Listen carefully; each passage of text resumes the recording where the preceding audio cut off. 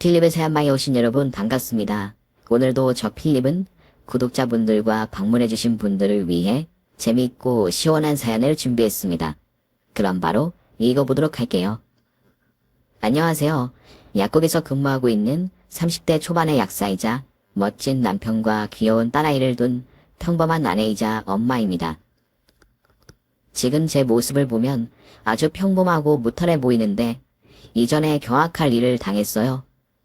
요즘도 사람들이 저를 보면 숙덕거리고 있어 스트레스가 이만저만이 아니랍니다. 그래서 오늘 필립님의 목소리를 빌려 제 사연을 들려드릴까 해요. 그럼 재밌게 들어주시고 좋은 시간이 되시길 바랍니다. 저는 엄마 없이 한부모 가정에서 자랐어요. 아빠와 제 나이 차이는 19살밖에 나지 않는데 그 이유는 아빠가 고등학교 때 사고를 쳐서 저를 낳게 되었대요. 저를 낳아준 생물학적 엄마는 임신 사실을 늦게 알게 되어 수술이 불가능해 억지로 낳았다고 합니다. 그래서 아빠는 엄마와 가정을 꾸리려고 시도했는데 엄마는 위자료만 달라고 했다네요. 또 청춘을 애 키우는데 허비하고 싶지 않다며 아빠에게 저를 버리다시피 하고 떠났답니다. 그래서 한 번도 엄마의 얼굴을 본 적도 없습니다. 아빠는 어린 나이에 아빠가 되었지만 저를 키우는데 경제적으로 부족하지 않으셨어요. 조부모님 두 분이 큰 병원을 운영하는 원장님과 이사장님이어서 돈이 궁하지는 않았죠. 그래서 저는 도우미 이모의 손과 조부모님 손에 번갈아가며 키워졌고 아빠는 의대에 가서 공부를 하시다가 군대를 다녀오셨고 제가 유치원에 들어갈 무렵 의대를 졸업하셨답니다. 이후 인턴과 레지던트를 겪으셨고 제가 초등학교를 졸업할 때쯤 전문의가 되셨어요. 아빠는 바쁘시긴 했지만 병원에서 일하는 시간을 빼면 모든 시간을 저하고만 보냈답니다.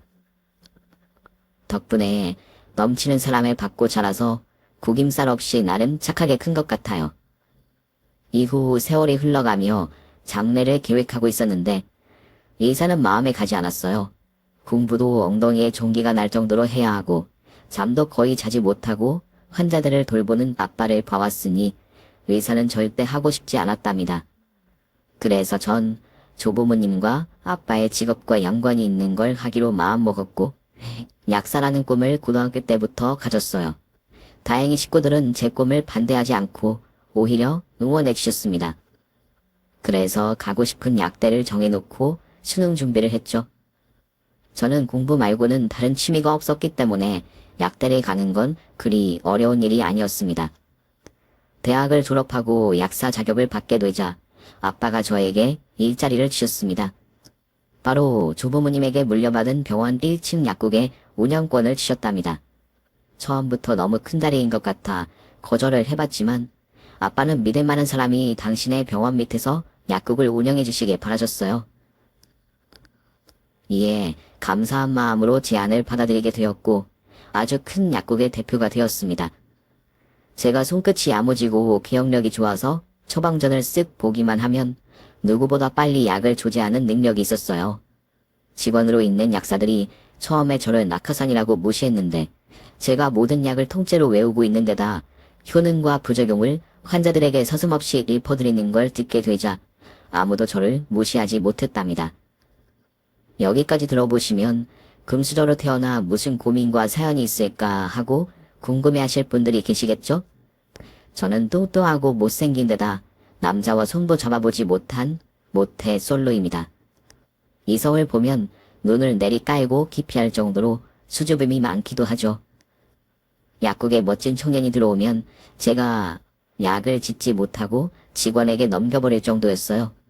외모 콤플렉스가 심해 다이어트를 여러 번 도전해봤지만 항상 실패했답니다. 제 의지가 약하기도 했고 먹는 것 말고는 스트레스를 푸는 걸 찾지 못했어요. 또 아빠의 유전자를 그대로 닮았기 때문에 쉽게 살이 빠지지 않았습니다. 이런 저에게 누가 관심을 가져주겠어요? 제가 거울을 봐도 밉고 보기 싫었으니 말이죠. 그런데 약국에서 3년 정도 일을 했더니 레지던트 의사 하나가 저에게 관심을 보였습니다. 키도 크고 얼굴도 잘생긴 의사였는데 시간만 나면 저희 약국에 와서 저에게 수작을 걸었답니다. 약사님, 오늘은 어제보다 더 예쁘네요. 누가 그렇게 예쁘랬어요? 제 허락 없이 이렇게 예뻐지면 어떡합니까? 다른 놈들이 약사님한테 반하면 저한테 라이벌이 늘어나잖아요. 에휴, 선생님 실없는 말씀 좀 그만하세요. 누가 저한테 반한다고 맨날 헛소리를 하시나요? 약사님은 그게 문제예요. 자기가 얼마나 예쁘고 잘난 여자인지 모르는 게 흠이라니까요. 아니지. 겸손한 태도니 그것 또한 매력이네요. 오늘도 약사님께 매력 하나를 더 발견했습니다. 하하, 약사님. 오늘은 저 서비스로 쌍화탕 안 드시나요? 그 의사는 매번 저를 찾아와서 실없는 소리를 늘어놓고 쌍화탕이나 바카스를 한 병씩 얻어먹고 떠났답니다. 여기요. 그거 드시고 조용히 나가주세요. 싫은데요. 내 눈앞에 있는 김민영 약사님을 더 바라보고 갈 건데요. 냄새 안 나요? 탄 냄새가 나는 것 같은데? 탄 냄새요? 그럴 리가요. 여긴 불 피울 도구 같은 거 없어요. 아니, 여기 제 가슴이 활활 타고 있잖아요. 그대의 미소를 보니 제 가슴이 불타오르고 있다고요. 네.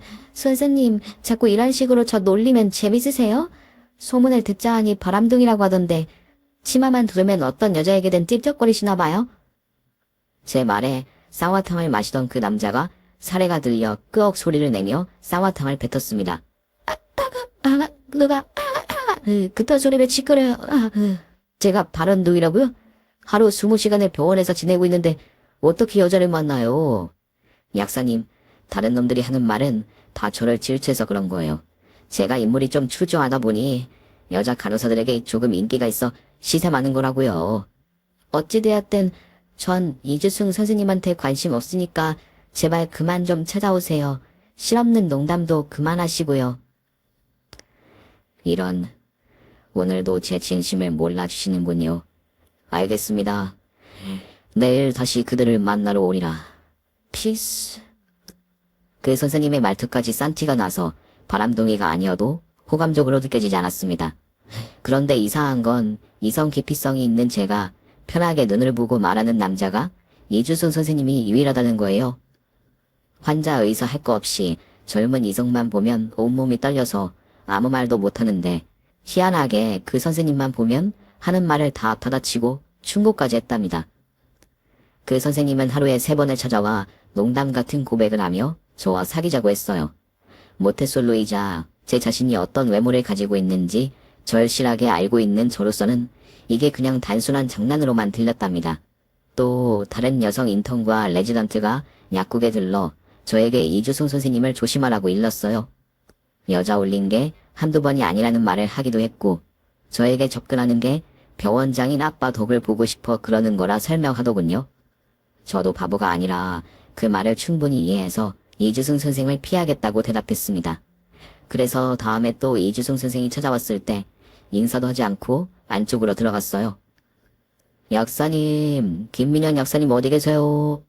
오늘도 당신의 미소를 보려고 한 달에 찾아왔다고요. 제 가슴에 불을 지핀 민영 씨는 어디에 계십니까? 어서 나와 제 가슴에 불을 꺼주세요. 저는 무시하고 보이지 않게 쪼그려 앉아 있었는데 그가 환자들이 많은 약국에서 목소리를 계속해서 높였답니다. 민영 씨, 이렇게 용기 있게 고백하면 당신이 내 여자가 될 거라고 생각했어. 어디 있는 거야? 모습을 보이란 말이야, 내 사랑 민영 씨. 저는 어쩔 수 없이 자리에서 일어나서 그를 향해 걸어갔어요. 그리고 경고의 말을 했습니다. 이봐요, 이주수 선생님. 이제 저한테 헛된 소리 좀 그만하세요. 댁이 여자 많은 카사노바인 것도 알고 저한테 접근하는 게 병원장인 아빠 덕을 보려는 것도 잘 알고 있다고요. 제가 아무리 뚱뚱하고 못났어도 그런 흑심을 품은 남자한테 쉽게 넘어가지 않는다고요. 민영 씨, 나와주셨군요. 그런데 방금 뭐라 했어요? 카사노바? 원장님 덕을 보려고 한다고요? 그리고 민영 씨가 뚱뚱하고 못생겼다고요? 모두 하나같이 말이 안 되네요. 전 만나는 여자도 없고 원장님 덕을 보지 않아도 능력 있는 의사가 될 수 있습니다. 그리고 민영 씨가 인형처럼 막 예쁜 건 아니지만 매력 있는 여자예요. 누구한테 무슨 소리를 들었는지 모르겠는데 저 그렇게 더럽고 속물인 인간 아닙니다. 부끄럽지 않게 살아왔다고요.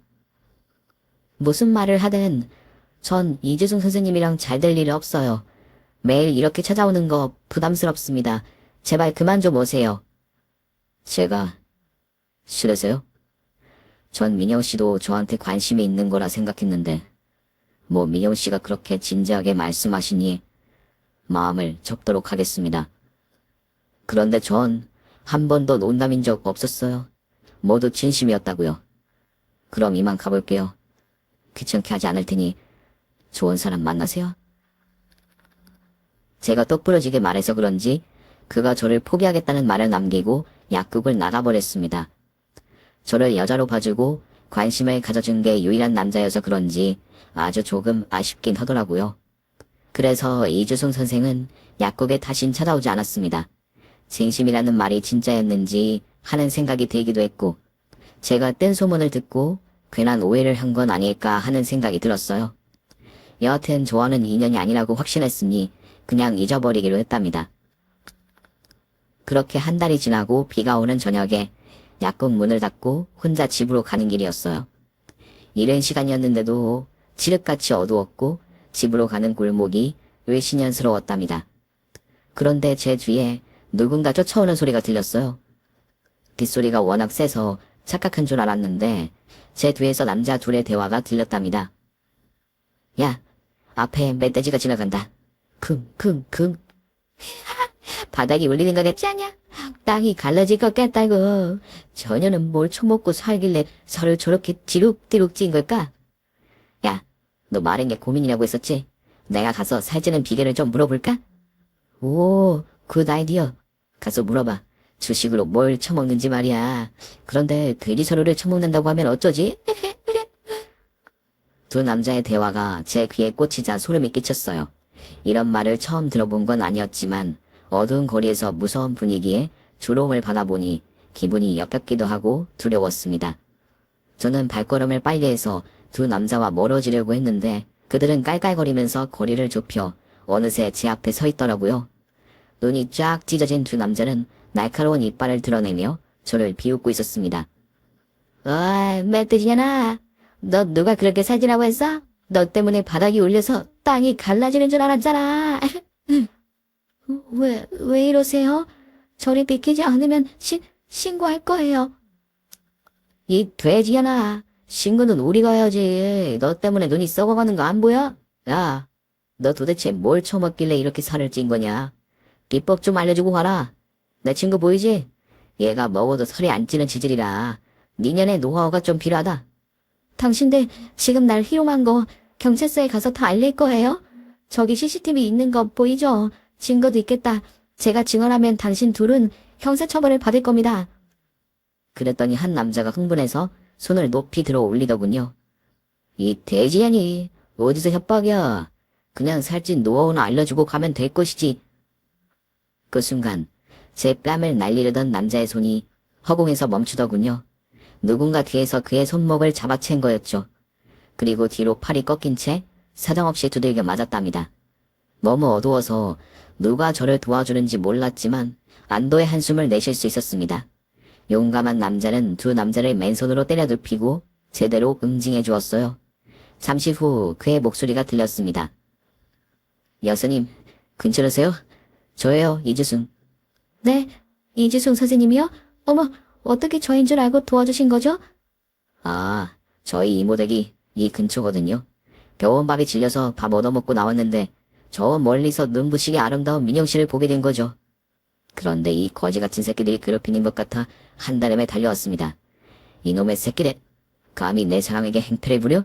당장 무릎 꿇고 빌어와. 이주승 선생님은 괴한 둘의 머리를 사정없이 때리며 저에게 무릎 꿇게 만들었습니다. 그리곤 억수 같은 비를 맞으며 사과하게 하였죠. 죄송합니다. 저희가 장난기가 돋는 바람에 괜히 시비를 걸었습니다. 진심으로 사과드립니다. 제발 경찰에 신고만 하지 말아주세요. 저희 돈 없고 가난한 대학생입니다. 이렇게 빌 테니 선처해주세요. 저는 마음 같아서 신고를 하고 싶었지만 이주승 선생님이 괴한 둘을 두들겨 팬 게 문제가 될 것 같아 신고는 하지 않기로 했어요. 그래서 그냥 젊은 애들이 실수한 거라 생각하고 용서해 주었습니다. 대학생들이 철이 없네요. 다음부터는 이런 식으로 사람을 희롱하지 마세요. 비 그만 맞고 빨리 갈 길 가세요. 아니 민효씨, 이대로 보내준다고요? 깜짝이라도 한 대씩 날리세요. 아니에요. 선생님이 실컷 필요잖아요. 이만하면 됐으니까 빨리 보내줘요. 알겠어요. 이놈의 새끼들, 오늘 운 좋은 줄 알아. 빨리 꺼져. 그러자 괴한 둘은 꽁지 빠지게 도망가 버렸습니다. 그리고 제 앞에 있는 이지순 선생님한테 고마워서 잠깐 커피라도 한잔 하자고 말했답니다. 선생님 고마워요. 선생님 아니었으면 진짜 큰일 날 뻔했어요. 따뜻하게 커피 한잔 하고 가요. 아니에요. 민영씨가 접근하지 말라고 경고했었잖아요. 그러니까 괜히 싫은 사람하고 커피 마시지 마세요. 그럼 이만 가봅니다. 저기요 선생님, 선생님 안 싫어요. 그냥 소문 듣고 오해해서 그런 거예요. 그러니까 빨리 나랑 커피 마셔요. 진심이세요?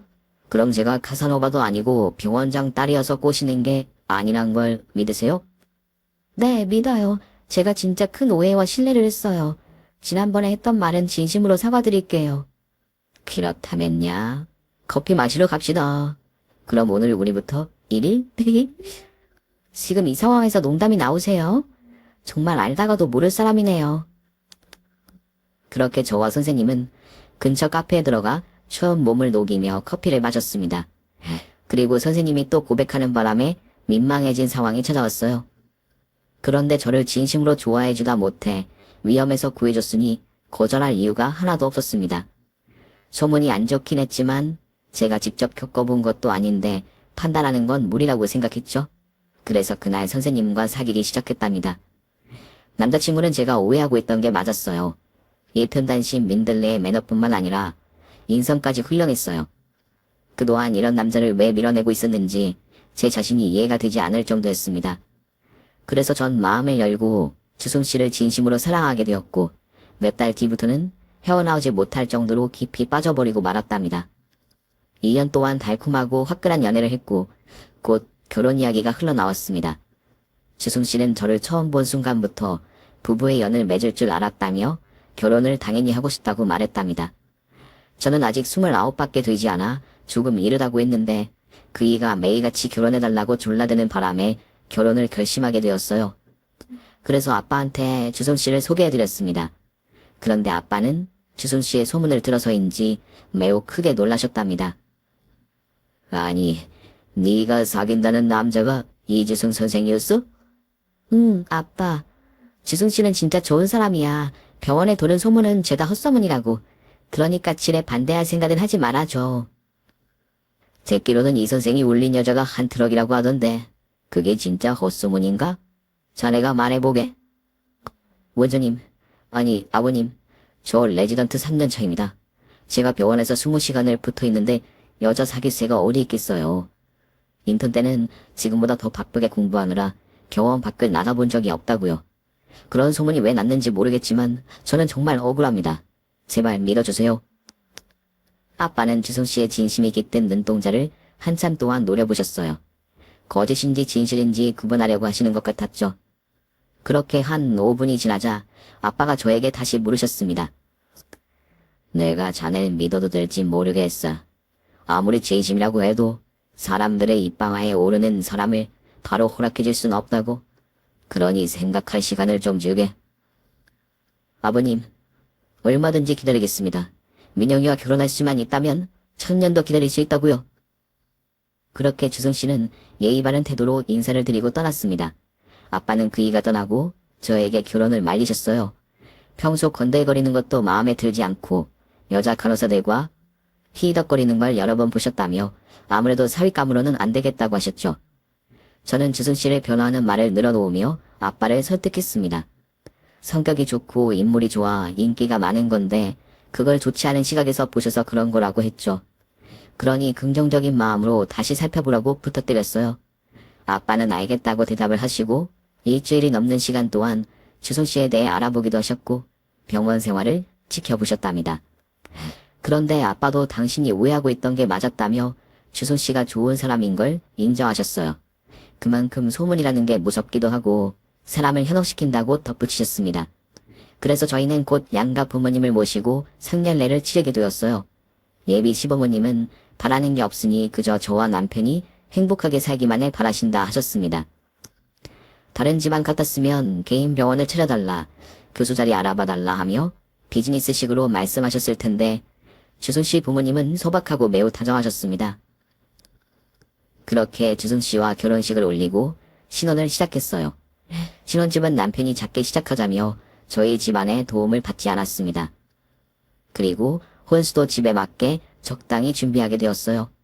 여기까지만 봐도 남편이 저와 결혼한 이유가 돈 때문이 아니라는 건 기정사실로 되었습니다.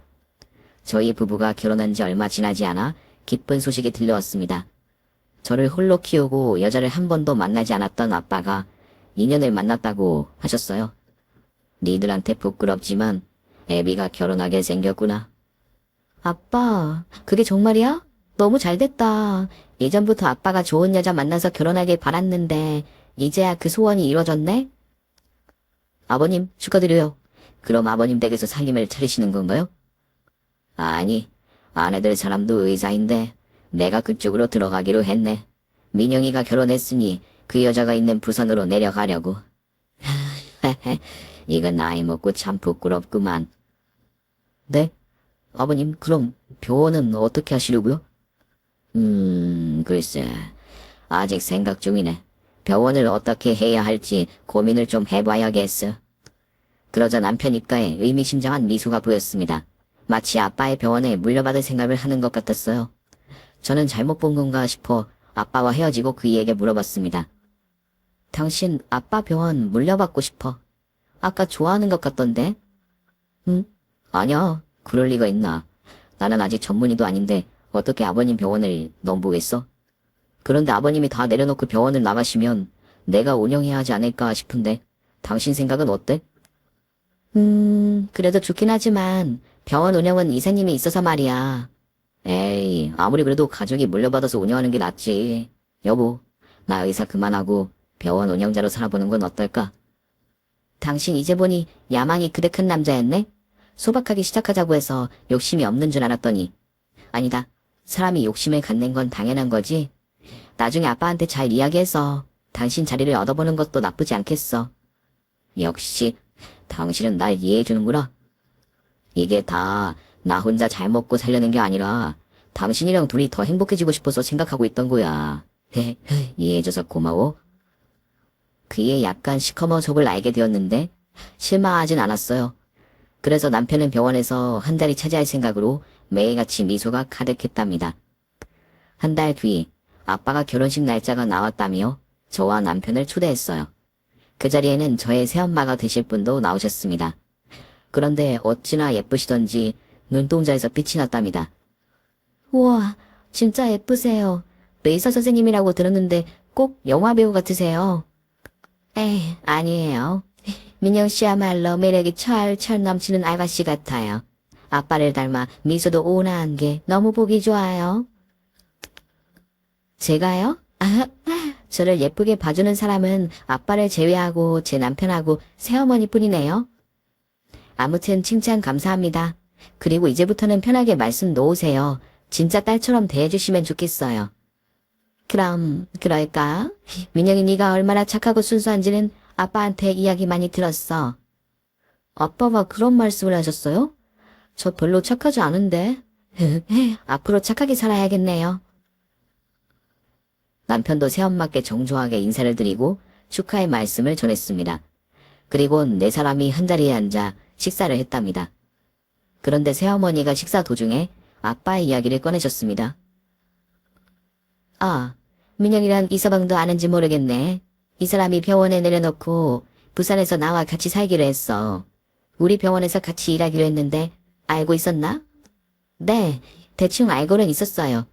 아빠, 그럼 병원은 어떻게 되는 거예요? 후계자를 따로 정해야 하는 거 아니에요? 제 남편은 옆에서 자신이 후계자가 될 거라 생각했는지 미소를 머금고 있었습니다.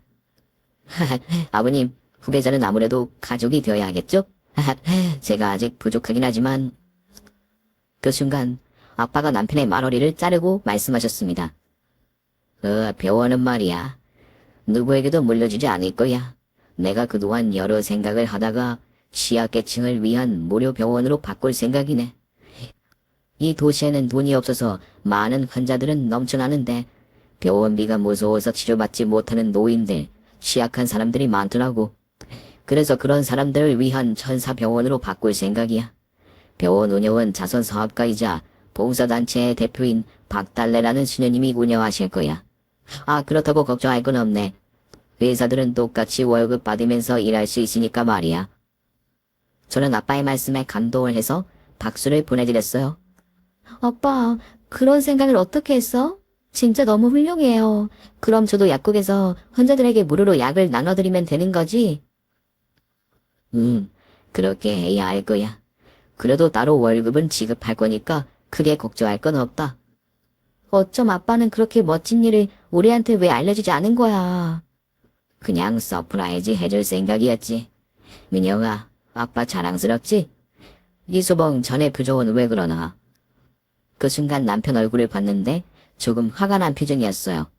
저는 그이의 어깨에 손을 올리며 혹시 병원 후계자가 되지 못해 서운해서 그러냐고 물었더니 한참 동안 침묵하다가 입을 열었습니다.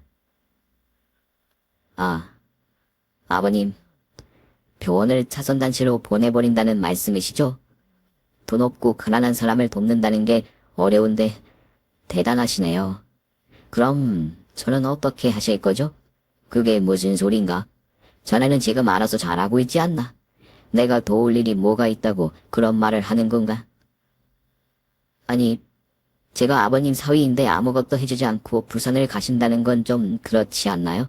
내년이면 저도 전문의가 되는데 병원은 신혜님이 운영한다고 하니 제가 넘볼 수 없게 되었으니 개인 병원을 찾아주십시오. 그이는 많이 속이 상했는지 떨리는 목소리로 말했습니다. 그러자 아빠가 고개를 갸웃거리며 대답하셨어요. 그게 무슨 소린가? 내가 왜 자네한테 개인 병원을 차려줘야 하지? 자네는 내 딸을 사랑해서 결혼한 게 아닌가? 너한테 뭘 바라고 결혼했나? 아니, 그게 아니라 아무리 그래도 아무것도 주지 않고 부산으로 떠나신다니까 서운합니다. 병원장 자리까지는 아니어도 개인 병원을 차려주세요. 그게 마땅하다고 생각합니다. 뭐가 어째? 병원장은 욕심내었다는 건가? 레지던트 4년차가 병원장을 그리고 개인 병원은 자네가 전문의가 되어 몇 년 일하면 금세 차릴 수 있을 거네. 내 도움 없이도 잘할 수 있단 말이야. 난 지금의 아내를 만나면서 모든 걸 내려놓았네. 내 재산도 모두 천사병원의 여유 자금으로 내놓은 상태라 자네에게 해줄 수 있는 게 없어. 아빠는 병원을 취약계층을 위한 천사병원으로 바꾸려는 것뿐만 아니라 가지고 있던 전 재산을 병원에 기부했습니다. 또 앞으로 부산에서 새엄마와 병원에서 일하며 버는 돈의 일부를 계속 천사병원에 기부하겠다고 말씀하셨어요. 저와 새엄마는 자랑스럽게 아빠를 바라보고 있었는데 남편은 크게 화난 것 같았습니다. 그이는 새빨개진 얼굴로 입을 떼어내더군요. 그러니까 아버님은 나한테 하나도 줄 게 없다는 말이죠. 이런 젠장 죽겠네 씨발. 교원장이 되려고 냄새나는 돼지년이랑 결혼했더니 개인 병원도 안 준다고? 야, 이 양심 없는 양반아. 나 같은 사위를 받았으면 그만한 대가를 지불해야지. 저와 새엄마는 소스라치게 놀라 온몸이 얼어붙었고 아빠는 남편의 막대먹은 행동에 크게 분노하셨습니다. 이 몹쓸 놈의 자식. 언제는 내 딸을 사랑해서 결혼하는 거라 아무것도 바라는 게 없다고 하더니 아무것도 주지 않겠다고 하니까 바로 본색을 드러내는구나. 이 이중인격자 새끼야. 연병에 집불도 물려주지 않겠다는데 내가 계속 니놈 사위 행세를 해야겠느냐? 이건 사기 결혼이야. 당장 내 몫을 뱉어놔. 세상에 이런 미친 자식을 봤나. 소문보다 더한 개자식이었군. 너희는 가만두지 않겠어. 오늘 내 손에 죽어봐라. 이 뚱땡이가 누굴 죽여? 당신이야말로 나한테 돼지게 맞고 재산 한몫 떼어내야 할 거야. 난 가만히 두고 보지 않을 거라고. 순식간에 남편의 막말과 아빠의 경고가 오갔고 두 사람은 테이블 옆으로 뛰어나와 서로의 멱살을 잡고 싸움이 붙었습니다. 그런데 힘에서 밀린 아빠가 남편의 주먹에 맞고 바닥에 쓰러지셨답니다. 이에 새어머니가 달려들었더니 남편이 뺨을 갈기더군요. 정말이지 믿을 수 없는 광경이었고 있어서는 안 될 상황이었습니다. 저는 그 순간 각성한 상태가 되었고 눈앞에 있는 남편이 더는 제 남자가 아니라는 걸 알 수 있었어요. 아니 처음부터 제 남편은 감태일 뿐이고 병원장 자리를 차지하려는 욕심 많은 쓰레기였습니다. 몸에서 불이 활활 타오르는 기운을 느끼며 남편에게 말했어요. 당신 지금 무슨 짓을 한 줄 알아? 넌 돌이킬 수 없는 죄를 저질렀어. 내가 오늘 널 생지옥이 뭔지 보여줄 거야. 이 퇴진년아, 너같이 뚱뚱한 년하고 사는 게 지옥이었어. 내가 널 꼬시려고 무슨 짓까지 한 줄 알아? 예전에 괴한들이 널 괴롭히던 날이 있었지. 비 오는 저녁에 말이야. 그거 내가 돈 주고 산 대역 알바들이었어. 내가 그런 짓까지 하며 너 같은 돼지년이랑 결혼을 했는데 남는 게 하나도 없단 게 말이나 돼?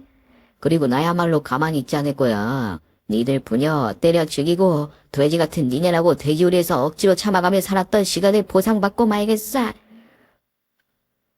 그이는 철저하게 모든 걸 계획하고 저에게 접근했던 겁니다.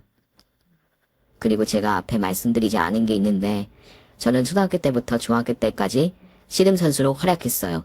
과체 중이었던 저를 운동부 코치님이 스카웃을 하셔서 취미로 했었는데 제가 딴 메달이 무려 32개였어요. 이제 남편을 어떻게 해야 할지 머릿속으로 그림을 그려놓고 제대로 응징해주기로 결심했습니다. 저는 씨름 선수로 활약할 당시에 민첩성과 순발력을 위해 높이뛰기 훈련을 회상하며 공중으로 날아올랐답니다. 거의 천장에 닿을 듯 높이 떴더니 남편은 제 그림자 안에 갇혀 있었어요. 이 돼지는 뭐야? 나르는 돈가스야 뭐야? 간다. 이 이중인격 허울에만 말짱한 이상 쓰레기 K 참놈아! 존나 거대하다. 이걸 어떻게 피하지? 젠장 가까워지고 있어. 쾅 소리가 나며 제 뱃살로 남편을 덮쳐버렸습니다. 바닥이 깨지면서 남편이 심하게 다쳤죠. 숨을 못 쉬겠어? 돼지내라, 덜덜 패겨, 너를 갈라주겠다고. 단댐 우리 아빠와 새어머니한테 쌍욕을 하고 손찌검을 했지. 이 자식아, 이제부터 내가 100배로 갚아줄 거야. 오늘 네 놈은 여기서 두 발로 걸어나갈 수 없다고. 제가 배로 깔아뭉개자 남편의 얼굴은 터질 듯이 달아올랐어요. 저는 여기서 끝나면 짐이 없을 것 같아 배를 살짝 들어 남편이 숨을 쉬게 해주었어요.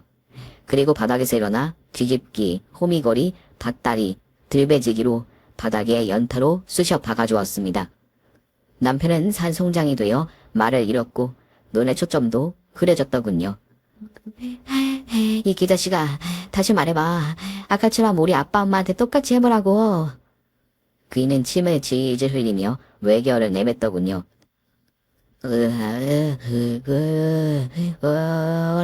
그와들을 수바르나 돼새끼보다 때문에 너의 조사졌는 이 자식이 아직 정신이 살아있구나. 좋아. 그럼 나라는 돈가스를 다시 한번 가보도록 하지. 자, 간다. 제가 공중으로 뛰어오르자 이번에도 제 그림자 안에 남편이 갇혀버렸고 휘날리는 바람을 맞고 머리카락과 눈물, 콧물, 그리고 침을 옆으로 흘렸답니다. 이번에도 역시 제 뱃살을 남편 놈 맨상을 향해 하강했고 바닥에 내리꽂으며 바닥에 금이 더 심하게 갔습니다. 쌉싸야, 이 돼지가 사람답다. 왜 숨을 못 쉬겠어? 막 돼지를 안 비켜. 제발 좀 비켜. 너 이순신의 명언 알지? 신에게는 아직 12척의 배가 남아있습니다. 지금 내 배치기가 그래. 아직 12번의 나래는 돈가스가 남아있다고. 저는 다시 자리에서 일어나 공중으로 날아올랐고 남편의 머리, 어깨, 무릎발을 번갈아가며 깔아뭉갰습니다. 사지 멀쩡하게 나가지 못하게 해주겠다는 약속을 꼭 지켜줄 의지로 말이죠. 그러자 아빠와 새엄마가 저를 심하게 뜯어 말리기 시작했어요. 미엄아, 이러다 진짜 사람 잡겠어. 저 자식 지금 발다리가 제멋대로 움직이는 거 안 보이냐? 벌써 반빙신이 되었다고. 그만하면 됐으니까 여기서 끝내라. 그래, 민영아. 이놈은 우리가 의사지를 못하도록 등신으로 만들 테니 그만하면 됐어. 두 분의 말씀에 저는 머리를 쓸어 올리며 한마디 했습니다. 신에게는 아직 한 번에 나르는 돈가스가 남아있습니다. 마저 한 방 더 먹이도록 하겠소. 그럼 그렇게 하렴. 우리 딸 민영이 파이팅. 민영아, 딱 한 번이다. 아이고, 우리 딸이 우리가 당했다고 100배로 갚아주네. 민영이가 날아올랐어. 이건 마치 몸에 와이어를 달고 고무줄로 뗀 것 같아. 어떻게 저럴 수가 있지? 내 딸이지만 정말 대단해. 가장 자랑스러운 순간이라고. 여보, 민영이 저 출렁이는 뱃살 보여? 가로로 접힌 살집이 꼭 저승사자의 입꼬리 같아. 이 서방을 잡으러 온 저승사자가 덮치는 격이라고. 어머, 바람이 분다. 그녀가 온다. 내 딸이 온다. 마지막으로 간다. 이 이중인격 쓰레기 잡놈의 새끼야. 으아! 마지막 배치기는 남편의 면상을 한 번 치고 스프링처럼 다시 공중으로 올라 2번, 3번을 바닥에 쳐박았습니다. 어찌나 공격이 강했던지 남편의 얼굴이 풍선처럼 부어올랐어요. 그이는 말할 수 없는 상황인 만큼 심하게 다쳐버렸죠. 그치다 기다씨가 맛이 어떠냐? 민영아, 내가 우리 병원 앰뷸런스를 불렀다. 나중에 이 새끼가 신고하면 그냥 미끄러져서 넘어졌다고 해라. 어차피 네가 나르는 돈가스가 되어 개박살 냈다 해도 믿지 않겠지만 말이야. 아무튼 수고했다. 역시 넌 나의 자랑스러운 딸이야. 나에게 이런 딸이 생기다니 정말 감격스러워. 민영아, 앞으로 엄마가 널 격하게 사랑해줄 테니 우리와 함께 부산으로 가는 게 어떻겠니? 네가 옆에 있으면 아주 든든할 것 같아. 그럴까요? 어차피 이 새끼랑 이혼하고 나면 병원에 소문이 날 테니 그렇게 하는 게 좋을 것 같아요. 엄마, 아빠, 우리 이 자식에게 생지옥을 보여주고 같이 부산으로 떠나요. 그래, 우리 딸. 잘 생각했다. 이리 와, 내 새끼. 한번 알아보자. 그렇게 저희 식구는 그 자리에서 같이 떠나기로 약속했고 잠시 후 저희 병원에 앰뷸런스가 와서 남편을 싣고 떠났습니다. 그리고 저희 세 사람도 병원에 갔는데 남편은 팔다리와 머리에 붕대를 감고 깁스를 하고 있더군요. 저의 나르는 돈가스 공격에 아작이 난 거죠. 그이는 입원한 사이에 엄마와 아빠는 결혼식을 올렸고 신혼여행까지 다녀오셨습니다. 저는 남편을 감시하며 약국에서 일도 하고 후임자에게 인수인계를 하고 있었죠. 아무도 남편이 왜 다쳤는지 말하지 않았는데 의사, 간호사 모두가 저희 부부가 이혼하려는 걸 알고 있더라고요. 그런데 한 간호사가 저를 찾아와 긴히 할 말이 있다고 하더군요. 약사님, 드릴 말씀이 있어요. 네, 말씀하세요. 왜 이렇게 떨고 있어요? 추우세요? 아니, 그게 아니라 사실은 이주송 선생님과 저 내연 관계예요.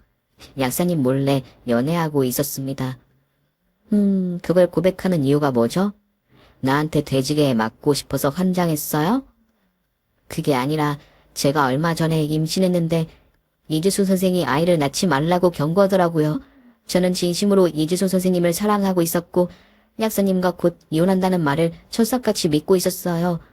그런데 저는 장난감과 같은 존재였어요. 실컷 즐기다가 버려지는 존재였죠. 그래서 얼마 전에 아이를 지웠어요. 이혼한다는 말을 듣고 제가 유리한 증거를 드리려고 찾아왔습니다. 제 핸드폰에 저와 이주중 선생님의 애정행각 사진들과 동영상이 가득해요. 또 임신한 아이 초음파 영상도 들어있어요. 이걸로 그 개자식을 박살내주세요. 저는 어이가 없으면서도 한편으로는 이게 웬 떡이나 싶었습니다. 남편을 제대로 등신을 만들 수 있는 증거가 하나 더 생겨서 기분이 좋았답니다. 하지만 상간녀를 그냥 보내주는 건 예의가 아닌 것 같아 약국 문을 살며시 잠갔습니다. 점심시간이라 환자들이 없네요. 이거 참 타이밍이 기가 막히네. 간호사 선생님, 아니 발정날 샹꺼사. 나랑 결혼한 걸 알면서도 바람을 피웠다는 건 나를 개또우로 알았다는 거겠지? 그럼 그 대가를 받아야 합당하다는 걸 인정하지? 네, 어떤 벌이라도 달게 받을게요. 죄송해요, 약사님. 걱정하지 마. 입에서 단물이 나올 때까지 조져줄 테니까. 자, 간다. 나르는 돈가스? 저는 공중으로 뛰어올라 뱃살을 휘날리며 상간녀를 제 그림자 안에 가두고 그대로 화랑했습니다.